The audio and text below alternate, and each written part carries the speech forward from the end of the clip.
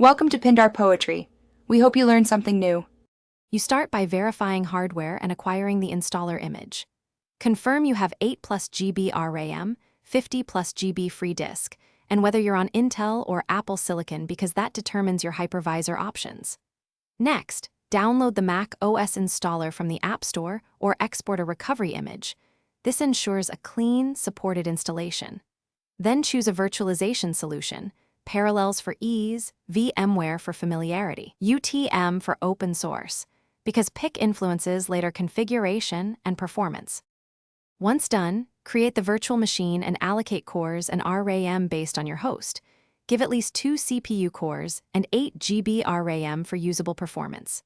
Attach the installer ISO or point the VM to the Mac OS installer app and select the correct firmware, UEFI for Intel, ARM support for Apple Silicon tools like UTM. Make sure hardware acceleration is enabled and configure networking and shared folders now, because those settings are harder to change later and affect file transfer and internet access.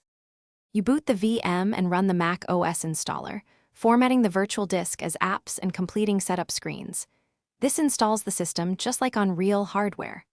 After first boot, install guest tools or VM additions to enable better graphics, clipboard sharing, and folder mounts, because they dramatically improve usability.